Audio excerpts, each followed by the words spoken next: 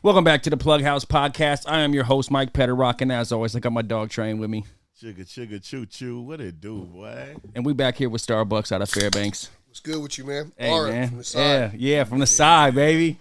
From the side. This podcast is sponsored by Magic Media. You can hit them up on TikTok and Instagram on @theglamourBard, GLAMOURBARD.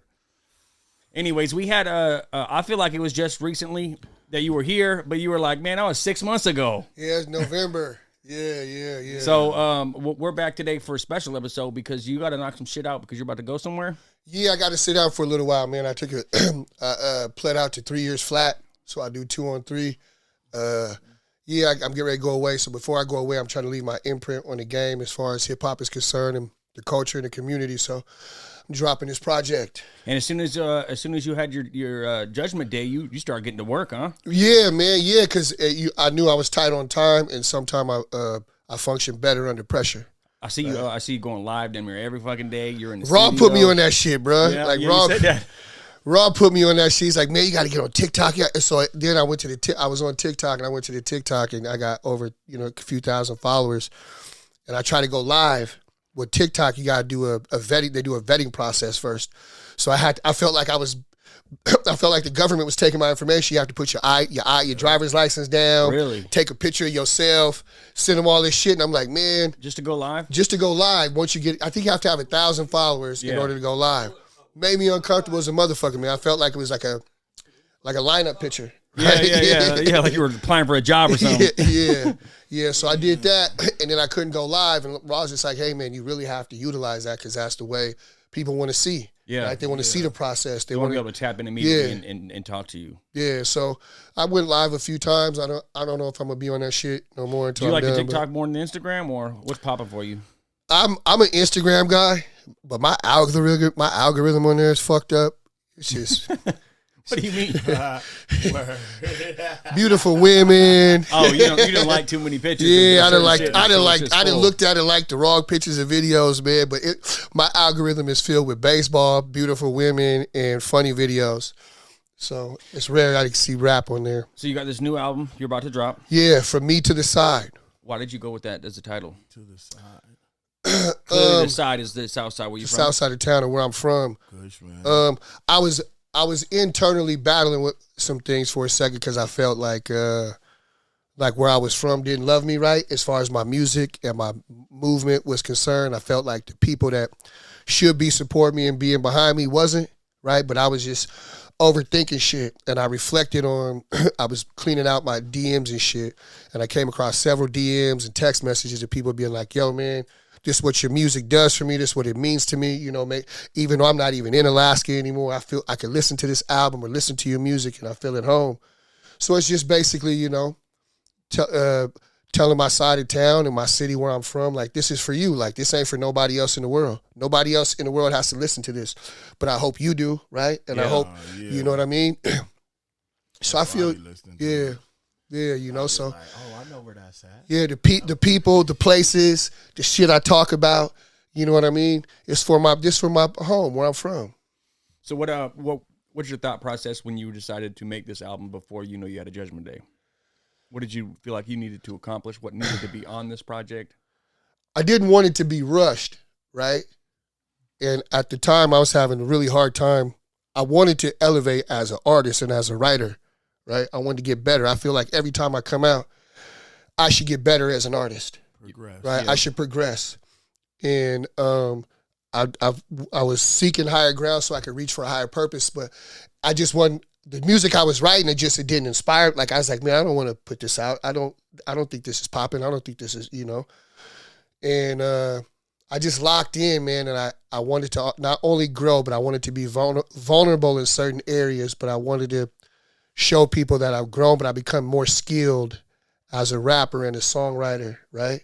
So that's where it came from. But then, with shit, when you under the gun and you tight on time, right? Then you feel rushed. But most people do. But brother, I knew this was coming. I'm at peace, right? Yeah, you was prepared. I'm prepared. I'm at peace. You know what I mean? This is the hardest thing I have left to do. You know what I mean? Is to complete this album and this project. You know what I mean? So I'm at peace. I'm locked in. I'm focused. And all it takes is 1 or 2 records. I've been working with my sister. I hadn't worked with my sister in over 10 years. She's a phenomenal singer and songwriter. And when you love somebody, right, you have a relationship with them. You can't always have a working relationship because it's difficult, right? You bump heads and family shit. And business. It's family and business. You don't want to mix that shit. But me and my sister unpacked a lot of things. And so she's on this project several times in the form of singing and writing and penning shit with me, you know what I mean? And just trying to take this shit to the next level. So how did you figure out who you wanted to feature on this album? Did you like make a list first? And then, yeah, and there's still a couple people. There's some people that I reached out to and I got music with them, but it didn't fit the pocket or direction of the album. But that's just more ammo, you know what I mean? And I've thought about, shooting some of those records. Hey, you keep the record. It's for you. Just put it out. You know what I mean? Tag me in it, whatever. But I felt like this was kind of like my All Eyes on Me. If you go back to Pac's All Eyes on Me, has several features on it, right? Yep. I want to show that I could carry the weight. I think my last album, I showed that I could carry the weight of an album and keep people interested by going most of it alone by myself. So most of those records on that last album is just me, all 3 verses or 2 verses and writing hooks and being there, you know what I mean? And only incorporating a sprinkle of people. In this particular project, I got several records where I carry the weight. It's just me. But there's people that I wanted to inspire people, right? I wanted to show people in the culture, like, yo, my nigga, we really with the shit. We over here. We got it going. We got it moving. And I wanted to show more unity than anything, right? Like, even though I'm from Fairbanks, right, the south side of Fairbanks, I fuck with some Anchorage niggas from the east side, from Fairview and Mountain View, and just to show people, like, you know what I mean? I fuck with people from different walks of life. You know what I mean? So that's all. Just, I really wanted to touch on that, but like I said, I really wanted to make it like hey, this is like a open letter, right? Yep. And a confession to my town and my city where I'm from, like, I love you. You know what I mean? And I always want to come out and I always want to represent you well and set the bar high.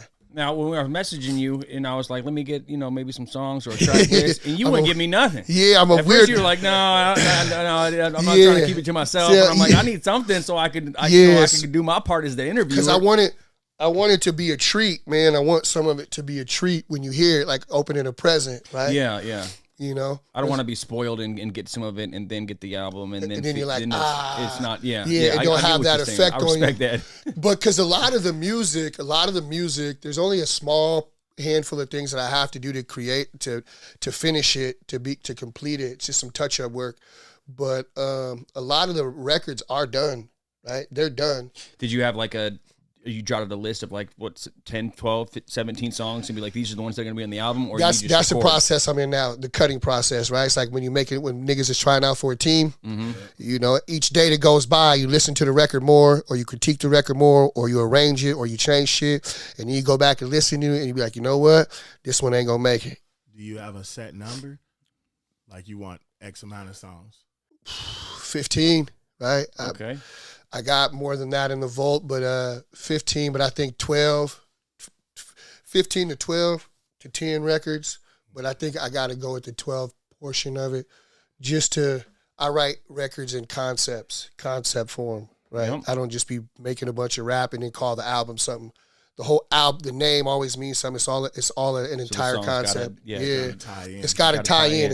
I got to make it make sense. Or it's not an album. Yeah, not to me. Yeah. It's just a mixtape. And normally, if you look over the handful of years, every time before I come out with an album, I drop a mixtape. The shit that didn't make the album. But this time, music is different. It's all about content. Yep. So, I shoot some of these records to some other people, be like, yo, Petty Rock, man, yeah, you did this for me, but here, you keep the record. Put some artwork with it and put it out like it's yours. It's cool. I ain't even tripping. Yeah. Because the more I'm circulating. Yeah. That was another question I had. I said, did you do any features for other people during this time? It was really hard, man, because I tried because I'm one of those artists, man, where like I pour everything into what I'm doing, right? I stopped listening to people's music. I don't want to be influenced by anybody else. I don't want to be said that I sound like somebody else. I don't want to steal a nigga's flow pattern. I don't want to do none of that. And I'm selfish. I don't want to give you a gem, right? I've done that before, like, God damn, I should have kept that verse. Yeah. You know what I mean? Yeah. Like, I was cooking with hot grease. I should have kept that verse. But no, man, so Yeah, I did some. I did some for Jay Simmons. I got to stop in Portland for a day and do one with my homeboy Absolute. Shout out Absolute, man. I got to do a record for him with him, and then I got to do one for Snarly Brown. So this is the stuff I got to complete for other individuals, and I'm close before my timeline. So I'm under the gun a little bit as far as my features are concerned. I did one for a homie out in Oregon, my homie Maxwell. He shot me some bread. I was in the area, and I was just in my bag that day, and he was like, "Yo, you're here?" I was in Eugene, Oregon. He's like, "You're here?" I was like, "Yeah, brother." He said, "Man, can I get you in the studio, OG?" He's like, "I got some money for you and everything." I said, "Shit, nigga, I'm pulling up right now. I'm about my paper." I would have did it for free, but you talking money? Yeah, we on the way. I got you. Now I'm going. We on the way. Yeah. And that says a lot about him and what he think about you, though. It did. And you know what? And it made me feel good. Because he said, "Do you remember me?" I was like, "Hell yeah, I remember you, man. I met you through my homeboy, Dusty Fuller. I knew who I met him through Dirty. I was like, I met you through 30, man, and yada, yada, yada." He's like, I said, "Man, I'm surprised you remember me." He said, "Man, you OG out here. You a legend, man. Like, I remember, you know what I mean? Yada, yada, yada." He said, "I own a restaurant now, and me and my wife, and I got a studio, and yada, yada, yada. I got my dude in there, my engineer, and he shoot videos, slide through." He said, "I'll shoot you." He said, "I'll shoot you some bread, and you could tap in with my man for some free content." I was like, "Yeah, I'm on the way." My son, I was sitting there with my son watching TV. He said, "Where you going?" I said, "Dad finna go get bust a rap check real quick." Yeah. "Oh, whatever, nigga." I said, "Watch." I said, "Watch. I'm finna go get this money and come right back. This gonna take me about 2 hours." If someone was gonna send you a feature, does it have to be mixed and all that, or could it be rough? It could be rough, brother. It could be rough because what I do is when it come to me on my end, I'm gonna care for my end. So when you get it back, you're gonna be like, you're gonna make sure you care for your end. And sometimes there's some young niggas that I know, I'll be like, "All right, shoot the session over. Don't just shoot the wave, shoot the whole session over." And I'll get with my guy, we'll go in there, I'll make him touch you up, you know, because sometimes you want to give a hand up to another young motherfucker or somebody trying to make their way. Yeah. Here, brother, here's how your shit should sound. Yeah. Right? It's quality. We want quality. We want quality over quantity, you know? Absolutely. Yes. And so how much time are you spending in the studio right now? Yesterday was 6 hours. The day before, if I could do 12-hour days, I would. But those days are on the back end of this thing because those days get long and hard because you're arranging music. I don't just rap, right? Most people would just assume you're a rapper. You just go in and you rap and you walk out. I write music. I pin hooks. I have vocalists come in. I have them hit notes. I arrange the music, take the drums out. Let the bass line run right here. You know what? Give me a drop right here so this punchline in this bar lands. Yeah, I co-produce records. You know, hey, man, you know what? Get rid of that lead. I don't even want that lead no more. Take that lead out the whole record. You know, I know what the producer wanted, but I bought it. I paid for it. He's been paid. They've been paid. So I'm finna co-produce this motherfucker how I think it should sound. Yeah, because it's my shit. It's my shit, right? Yeah. So you just go in there and pay for like 12 hours and you're not really ready to go. You just got a bunch of things you want to do and then you might rap a little bit of that time? 9 times out of 10, I know what I want to do when I walk in. Sometimes the back end portion of Black Polar Bear was from scratch. So I didn't have nothing on pen, and I walked in and built from scratch, from production to motherfucking song, the lyrics, the hooks and shit. And I normally never work like that, but the vibe was so good and the music just kept coming out and I was proud. I liked a lot of music, so I was just like, fuck it, we gonna run with it. But most of the time, my shit is ready. I go in, I be like, "Look, Pedrock, you finna come in, you gonna sing it like this, right? You gonna do it like this. Hey, Raw, we gonna take this bass line out, or we gonna have the bass line in, or we gonna do this, you know? And that's how I do it, that's how I work, you know? Way more than a rapper. Yeah, I consider myself an artist. Like, yeah, because I'm a fan of music. If I could sing, niggas would be sick of me. They'd be like, "Here come this singing ass nigga Mike, man." That singing, rapping ass. Yeah, here come this singing, rapping ass nigga and crack your melon. Sing to your bitch and crack your melon, nigga. But I can't sing to save my life, nigga. I can't sing nothing. They had me in there the other day. I got a breakdown at the end of one of my verses, and we on live, and Keola done put the auto-tune on me. Oh man! And I'm on live, and I'm like, man, this is not for me. I said, we gonna try. What I'll do is lay this shit down for a reference track for my sister, so she can see the pockets that I'm in, because she gonna be able to figure out the notes. Yeah. You know what I mean? She'll see the pockets, how I'm hitting this shit. We gonna get this to her. But Slice called in while I was recording. He called in because he was watching it live. He's like, hey, put this auto-tune on him like this and do it like this. And he said, hey man, sing that shit soft and airy. I said, man, I don't know how to do that shit. Yeah. He said, I know you uncomfortable. It sounds weird. Just do it. So I ended up doing this shit, man, and did it fit better? It was all right, but then I'm one of them. Still not you. It wasn't me. So I slept on it. I woke up early in the morning. I barely been sleeping. That's why I got these shades on. I woke up early in the morning and I took a shit and I listened to that shit. I said, I'm not putting this on this. I said, this is not going on this shit. I said, my sister finna come in here and finna have her brother's back and polish this shit off, because this ain't for me. Right, huh? Oh yeah, man, yeah. It's good to have a reference though. It is. And I feel like I learned that in working with her, right? Because I can't communicate in singer vocabulary and lingo. I don't. I can't. And then I'm over here like do, re, mi, fa, sol, la. And they looking at a nigga like, wait, what are you talking about? Yeah. But they get it. The singers get it. The singers get it. Normally when I deal with vocalists, I let Raw communicate with him, because he's like, hey man, shut up, you confusing him. He's like, you fucking up the motion. So he's recorded all kinds of people, so I'm sure he knows multiple languages. Extremely skilled, man. Extremely talented. I think what most motherfuckers don't understand, and I'm standing on this, and I feel what people don't realize is Raw Beats is probably one of the most influential people in the hip hop culture in the state of Alaska. Absolutely. You got to come through Raw, right? You got to. He moved to Houston. That's why I be going to Houston, because I've been working with Raw since 2006, 2007, brother. Like. We gotta. Not only do we have a business relationship, but we got a friendship. He'll talk crazy to me, nigga. That shit is whack. Yeah. As he should. Yeah, as he should. Be like, man, Mike, don't do that shit. Look, come out the booth. I'm gonna tell you right now. I'm gonna show you. You know what I mean? I saw you on the live the other day. You were replaying the songs back, and you were catching some of the lines you were saying, and you're like, well, I got to fix that. The COVID line or whatever, you put too much in there, and you didn't get it off. Exactly. I see a lot of people these days, these younger kids will just be like, oh, it's good. No, you need to listen to that 100 fucking times, and then be like, I could have said that one line better. And it's worth it to go back and fix it. Fix it because it keeps the continuity of the whole record. Yeah, it keeps the continuity of the whole record. So that's important. That's what I was doing yesterday, and then I went in and worked on some music yesterday. That was difficult for me to do, but I had to get it knocked out. I kind of saved it. You spend more time replaying it than you do recording it. Yes, As you should. Replaying it, analyzing it, because for me there's processes. There's the come up with the concept, then there's the write it. Right? Mm-hmm. And then just to make sure the shit's right, you go through the editing process. So now I'm rapping my shit. I'm rapping my shit to myself. Like, I got to take that word out, put this word in. And then once I complete that, I say, all right, I'm going to go in here and knock the record out. Then I go in and knock the record out. I listen to it another day. All right, I can fix this. I can pause here. I can breathe there. I can do that better. So I'm going to go back. I'm going to fix that area. And then the next step of the process for me is once I got the lyrics and I'm in my pocket and all my shit right, I go back and I say, all right, now I'm going to listen to this from an artistic standpoint. All right, where I'm going to take this, I want this punchline to land, so I'm going to give a drop. I'm going to make sure I have a drop right here, right? Or I hear somebody singing on this shit, they just going to sing a little bit. They're not going to sing a lot, and they're just going to sing in this spot right here.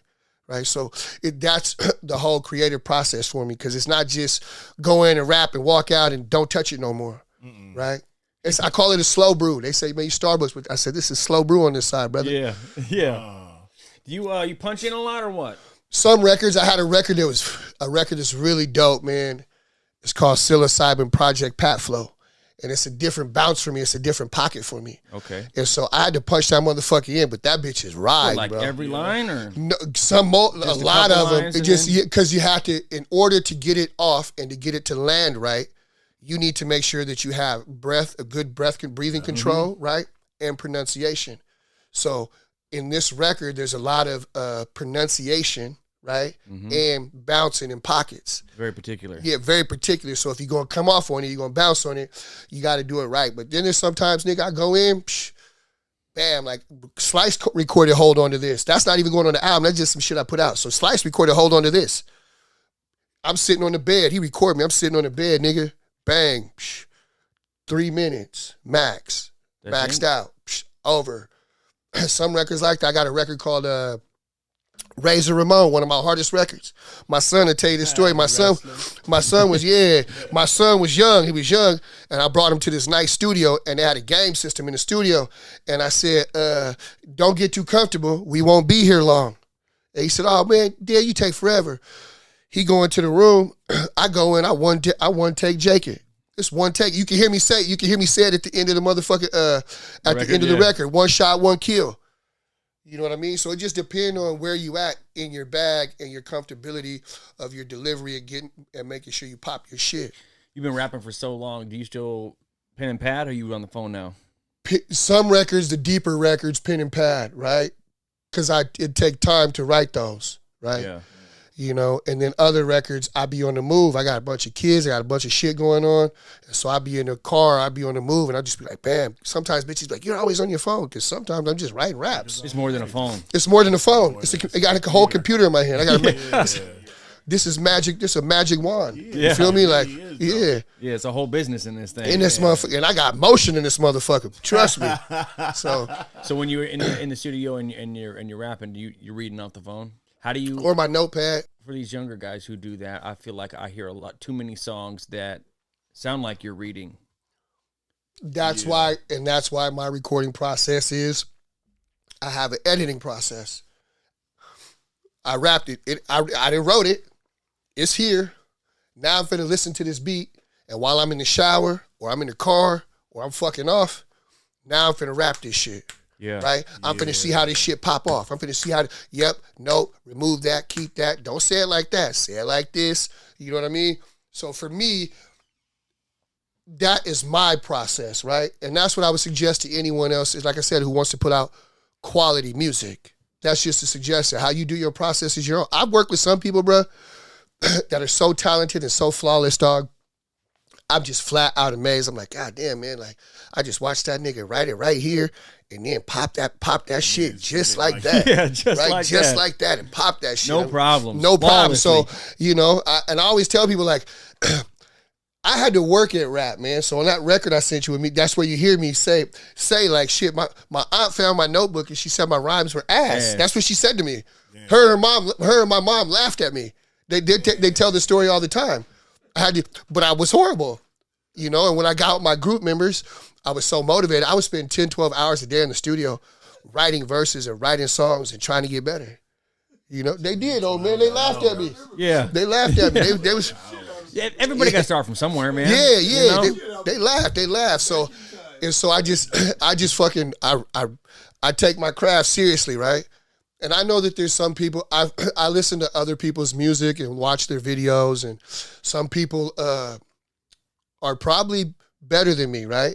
They might be better than me, right? But they're not going to outwork me. And anytime my shit comes out, the quality of my shit, my rollout, from my album cover, my artwork, to my videos, to my presentation, I'm always going to make sure I set the motherfucking bar high. That you always. Talent any day. Yeah. And not saying you're not nice, though. I think I'm the most skilled. I'm going to say that with confidence. I'm going to stand on that. I think I'm the most skilled rap artist from here. Yeah. Across the board. I think so. That's my personal opinion. Reggie Ward the other day shared your flyer for your going away party, and he was like, if Starbucks isn't in your top 5, then you don't have a list. I'm thankful for that. I'm thankful for that. I'm thankful. You know what? So last year we was in South by Southwest, and before we went, because that's when all the Alaska artists went and had a showcase. Yep. Before we went, I sat and had a talk with Snarly Brown. And, you know, I'm openly admitting this because I'm secure in my masculinity, and sometimes you have to get past shit. And I said, he said, what's wrong with you, man? I said, I feel like I don't get the recognition I should as an artist from here. And I said, I don't know if it's just me in my head, right? Or if I'm just tripping, right? Or if I don't know what's going on internally. And, you know, me and Snarly dissected everything and talked about it. Well, I leave and I go to this showcase in South by Southwest, and I bump into St. Dion. Shout out to St. Dion.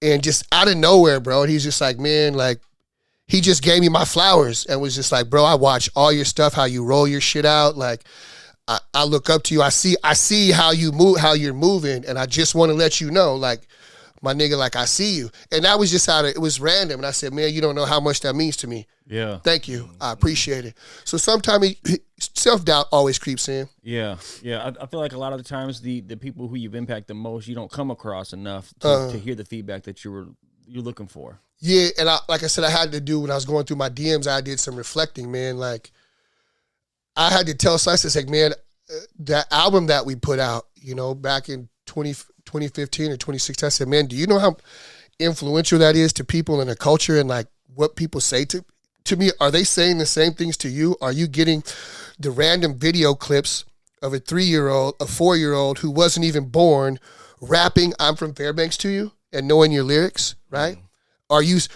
Do you see people of age or older sending you shit about the song Rickard? Like, I'm like, man, I know I'm not the only guy getting this stuff. You know what I mean? And that project is so far removed, like, Yeah, and it's old now. It's old, and like, to me, I'm like, I feel like I'm not only a better person, but I'm a better artist, right? That's Since what then, I told you that shit was fire. You was like, bro, that's the old shit. Stuff. Yeah. Yeah. Oh my god. So what do you how is this album any different than your other albums? The vulnerability, in a sense of the confidence, right? The confidence to talk about my transgressions as a man, right? To talk about my toxic relationships with my old man and my community, right? Be open and admitting to thank you, brother, to be open and admitting to how taking losses made me feel. Accountability. Right? Accountability. Yeah. We talked about that last time I was here, but yeah, man. And when I listen to it, I'm my harshest critic, right, on my music and anything that I do. You gotta be, and I have to be. But in this particular instance, like, when I play the records back, I'm like, man, you're in your bag, right? You're ready. You're gotten better. You're getting better. You know what I mean? You're writing better songs. You're picking the right features in the right pockets to bounce on this shit. You know what I said on the record? I got a record where I say, I'm not rapping like a nigga that's from somewhere. I'm rapping like a nigga that's from right here. Yeah. You know what I mean? And that's how I feel, brother. That's where I'm at. That's where my head is at. That's where my pen is at. It's been potent lately. I've been on niggas' helmets. It's been potent lately. I've been on their helmets. What do you hope that people get from this album? Inspiration, right? Learn to be resilient in the face of adversity, right? And know that everything ain't peaches and cream. If somebody gonna always have something to say about you, somebody gonna always try to stop your motion, and the majority of the time it's the closest people to you. Yeah. You got to push through that shit. Terrible. It's life, brother. It's life. If I talk, there's some other shit where I wrote some shit. I was like, yeah, I can't say that, man. Like, I'm not gonna say that because that's what you took it back. Because here's the thing, I don't make music to hurt the people closest to me or the people that I love, right? I do make real music. I had a cousin. I had someone in my family who's like, that's not real. And I'm like, and it inspired me to write on that last album, How Real Is That? Mm-hmm. Right? And so I talked about things that family members would know, right? And some of my aunts were fucking pissed off. They called me, and some of them don't even know how to text. They was trying to text me and shit. Like, well, which one of us said they wish that you died? I was like, Auntie, look, we ain't even finna get into that. We ain't finna get, I know I ain't said no shit to you like that. One second, I have to take this, my sister, man. Yeah, go for it, man. What's up? I finally got into it and was listening, so Hey, listen, that's one of the records. I gotta send you the other record, but what was you saying? sing on the hook, like, Go back. You cut out. Say that over again, please. So, like, on the hook part, do you want me to, like, sing with the guy, or, like... Yeah, but you gonna bring the soul. You gonna bring the soul, and then at the back end of the record, you gonna just show out, right? And you see how the record slows down, the sample slows down. On that back end, you gonna show out back there, right? You gonna do your runs and shit right there, right? In the hook, we're gonna keep the hook kind of simple and straightforward. You're gonna sing it. Those vocals that are there are gonna assist you, right? They just come back like background vocals or like different notes. But when you get to the when you get to the back end of the record, is when you're going to show out and you're going to do your runs and you're going to have your own pocket. Okay, cool. All right. I'm with you, Dan. I'm in the middle of an interview. I apologize. I had to take that call because I knew what you was calling about. I'll send you the other record over when I leave here. All right. All right, peace. Love you. Peace. See, that's how I've been working, brother. About this album. Yeah. I had to take it. No, you're good. I'll cut that out or leave it depending. You can leave it, man. That's your call. It's real. I never try to put. You know what I mean? If you motherfuckers ask me a question I don't want to answer or I'm uncomfortable with, I know to not answer it. Yeah, right? I'm never gonna be like, nigga, take that out, edit that out. Yeah. You got it, boss. You caught a nigga slipping. I had one of those moments. Yeah. Shut up. You know. But. What was something that you had to learn on your own musically that you wish somebody had taught you sooner? You're going to pay for your education, right? You're going to invest in this thing, and you're going to have the grand illusion of you're investing in this, and you're going to see a return that is not the truth. You're going to make some investments in this thing that where you get from them is education. You learn. You know what?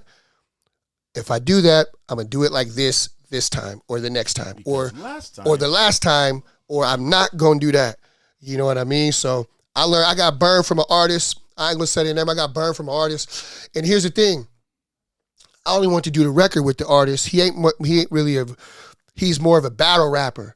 I wanted to do the record with the artist to challenge myself to go bar for bar on this motherfucking record. It was me. It's calisthenics, nigga. I'm trying to see where I match up, nigga, for real. Yeah. That's, and I think in my personal opinion, when I listen to you, you're elite, right? But you a rapper's rapper, right? He's like, if you shoot me all the bread, yada, yada, now I'll do a video with you and I'll do promo for my page, right? Okay. So I shot the bread. He go ghost. Oh, right? Battle rapper. I got money. It ain't no thing. I'm an earner. I get it back. But then I reached out professional. He tapped back in. He's like, yada, yada, yada. I was like, cool. Then he stalled me out. Drag. Then he stalled me out. Yeah, that's what it was. He stalls me out about another month and a half. I reach out to him again. He responds, but when he responds in disappear mode. So then I already knew, like, what you think I am, like, not smart, my nigga? You concerned about probably legal ramifications, but I'm a street nigga. The game been good to me. I'll see you. I'll run into you. I'll come across you. Yeah. Long story short, he ended up getting bagged, going to prison. So I've reached out to his people, but also at the same time, I know what it's like to be in jail. I know what it's like to be in prison, and I'm on my way. So I've showed grace. And like I said, the game been good to me. Will I come across him again? Like my nigga Skeeter Heisman said, you always everywhere you supposed to be. Yeah. So how many features you got on this project? I got features in different capacities. So, and I'm really hoping to get a good feature from Fairview-ish and Bird. I reached out to them, so I'm gonna see how my session goes tonight and see if I can invite them in and we can do something from scratch, right? But I got you never know who's gonna make. I got one record that is definitely making the album. I got a feature with Josh Boots and Red, and I'm keeping my fingers crossed that Joker comes in and lays his verse tonight. But when you sit there and you say, I don't know if I get enough respect from my community that I think I deserve or whatnot, if you can reach out to those two motherfuckers and get a fucking feature, what more do you need? It made me feel good because we got in a group chat. We don't group chat, right? Yeah. We more face-to-face type motherfuckers, all of us, right?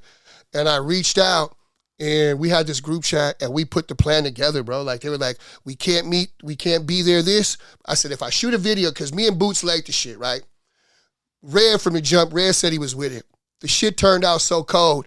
I was like, hey, man, y'all niggas want to shoot a video? And they's like, hell yeah. And I was like, and we just mapped out our schedules and the logistics. Bro, Red flew in for 6 fucking hours, bro. Shit. He's getting ready to go on tour. He lives in Hawaii. He was going back to Maui, going back to Hawaii and shit, be with his family and, because he's getting ready to go on tour here in Alaska. What more do you need? How do you not feel like the man? It made me feel good. It did. Yeah, it did. It made me feel good. And I thanked those guys and gave them their flowers.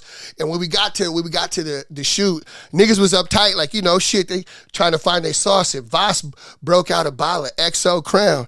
And we got to drinking, and niggas started telling stories or jokes, and it just popped off after that. That sounded like a good time. It was a good time. Boots took us to some fucking place, and we're drinking and shit. So, yeah, man, we had day drinking. I said I can't be hanging out with white boys day drinking no more. Yeah, I bet not. That reminds me of how, you know, the like in the NBA, NFL, whatever, you have the fans list, and it won't look nothing like the players list. Yeah, the players will be like, "Oh no, that boy bad right there," but the fans will be like, "He's not that great."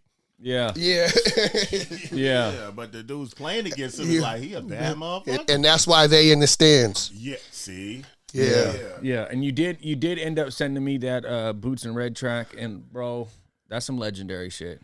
I know, man. I'm excited about it, man. He's been around for the inception of it, and I started to not visually document the process behind it, but I said, man, there's no one's ever gonna believe me, right? Yeah, you were saying that. Yeah, no one's ever gonna believe me. This is gonna be a far-fetched. This is just that's a fairy tale backstory. You know what I mean? And so I got him to get the footage, and he sent some of it to me. I was like, man, fuck it. We just gonna document this run for the next 30 days. We gonna get everything. It's gonna make a really good documentary. Yeah, he coming with me to LA and shit. Yeah, so we gonna see how this run goes. There's so many things that a newer, younger artist can learn from something like this. Yeah, and that's part of my whole plan, is to leave an imprint, right? Even though I'm gone, right, I still gonna leave my imprint. I'm gonna leave a good imprint, right?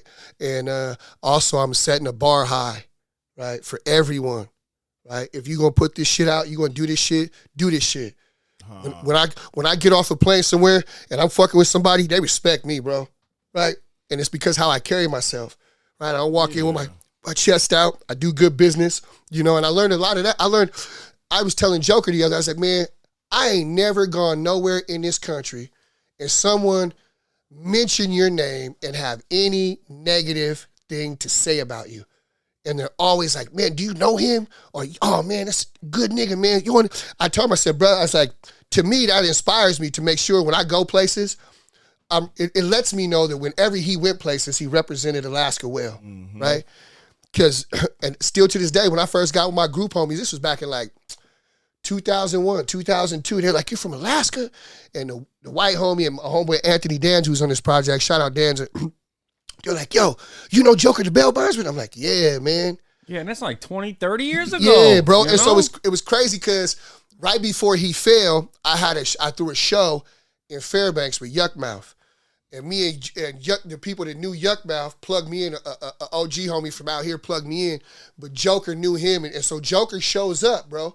And I'm so motherfucking like, oh shit, Joker's at my show. He's at my party. Like, I was like, oh shit. And then he comes up to me and says, yo, can I perform? I let this nigga come out perform right before Yuckmouth goes on. I'm supposed to perform before Yuckmouth goes on. Nigga, I let him take the slot, and then I rapped after Yuckmouth. But I didn't care because, like, I'm like, man, this is Joker. My whole city came out. No violence. This shit is cracking. Yeah. You know what I mean? I got that footage, too. I got footage dating back 20, 25 years, brother. I got that footage, too. Stop sitting on some of that shit. So here's the thing. I needed to get to someone who can curate it properly and tell the story, right? And here's the thing. You want to tell a story, but the way that social media and the internet is now, you got 90 seconds to tell a story. Yeah. You got 15 seconds to grab their attention and hold it for the rest of the remainder. Yeah. You don't want a documentary like that or the footage like that to fall on blind eyes and deaf ears. It needs to be seen. So I need to figure out if it's marketing dollars that need to go behind it, but I also need a person that's going to take the time and devote 110% into curating it. Yeah. And it has to be, and preferably, it's got to be someone from here, right, from the footage for here, and then someone from the Oregon area, because people don't realize, like, I got a handprint, a footprint in Oregon. Out there? Yeah, like that's where that's where I started. When I started really doing it for serious. Sound like a short film. It is, bro. I got so much footage, and it's so hard to watch because there's so many people that are dead and gone and passed away, and I know that it makes me feel away, right? And I wonder how it's going to make the people close to me feel that these people aren't here anymore, right? So there's from friends to family. Everybody who was there. Everybody who was there. The experience that yeah. So you have to take that into consideration too, right? It's a lot. And it's one of those things. If I'm going to do it, I'm going to do this shit right. It's going to be right. It's going to be right. And we have to make sure that we put it out right to where people see it and know about it. I'm curious to know what kind of records are on this project, since you don't want to give me none. What I like about you is that you're not just rapping to rap. You touch on a lot of real issues in your life, and you're able to present that in the songs. Yeah, man. I had a record that I had to record yesterday. My old man was there. It was hard for me. It's a lot of things you haven't unpacked, right? And then there's things that you have unpacked, right? But you've never dealt with them accordingly, right? And so, yeah, there's records. And my homeboy always tells me, man, I love when you rap like that. He goes, when you rap other stuff, that's cool. I like that stuff. He's like, man, but when you talk about that stuff, man, he goes, he said, gives me goosebumps. And I let him hear the rest. So he pulled up on me. He lives in Anchorage. Childhood friend. He's my bullshit meter, right? He'll tell you, super hip-hop fan and rap fan, young, old. He'll tell you, nah. And he'll break you down. He'll critique you. He'll be like, you know what, like this. And so he pulled up on me, and I let him hear the record. He said, man, that gave me goosebumps. And I turned and I looked at him, and he had goosebumps. His hair was standing up on his arms. And he was like, because for me, the record was so emotional. I was like, man, like, I probably don't want to put this out. I'm not here to hurt other people that I love, and I'm also not here to re-listen to this and rehash this and deal with this shit myself. Again, right? But, you know, he told me that there's no way that I can't not put that album. And that's the record I haven't sent to my sister. Because if she doesn't get on it, I won't put it out and I'm not sure if she's unpacked any of that stuff. I'm not sure if she's ready to do that. She's gonna have to do some of that in order to proceed. In order to proceed. But that's where that record was at. That's where I was at. I touched on things, man, and so it is what it is, brother.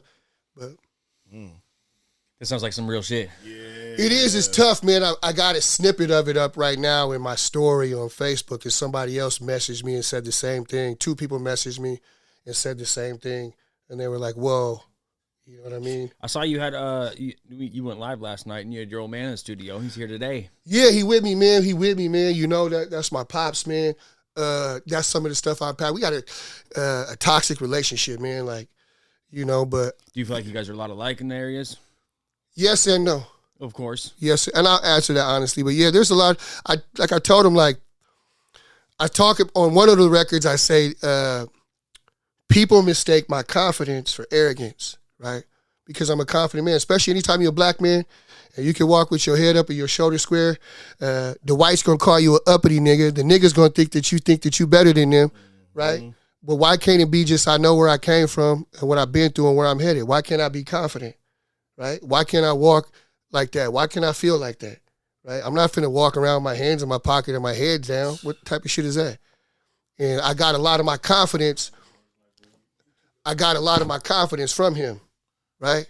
And I think there's certain things, even though he didn't grow up in the household and he was dealing with things on his own, but I feel there's certain things when you're a parent and they're genetic. Yeah. It don't matter if you was there. And there's just some confidence that I got. There's some sauce that I got. I got it from him. Yeah. Right? My mom is a very mild-mannered woman, religious woman. And but ain't nobody over there eating shit. You feel me? Yeah, right? I'm not taking no shit. I'm not taking no shit. You know what I mean? And so that's unpacking the toxicity of our relationship. Some people would never understand it. Some people trapping with your old man, right?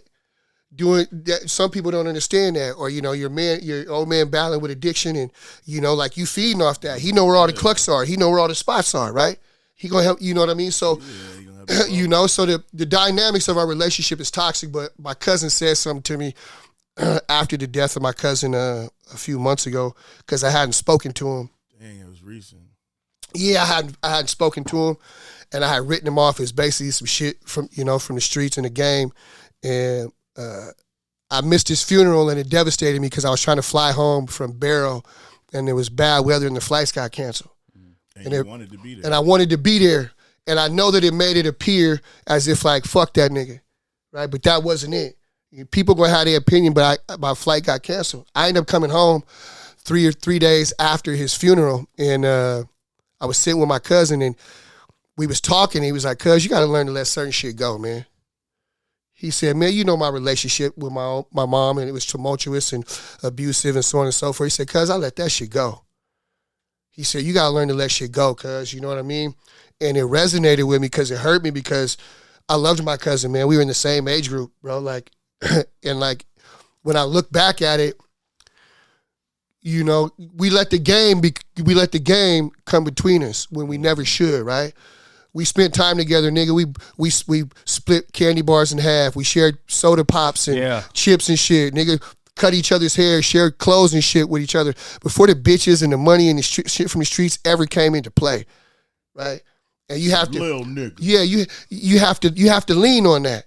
Yeah. Right? You have to lean on that. But it's hard when you a man and you set in your ways and he's set in his ways, right? So you like, man, fuck that nigga, man. But that hurt me. And when he said it, he said, we were just me and him in the bar. And when he said it, it ate me up for the next 2 days I was there, for the next day and a half I was there. And I said, I have to learn to let certain shit go. There's certain things I don't never let go. But I don't hate my old man, right? And I understand the game. I come from the game, right?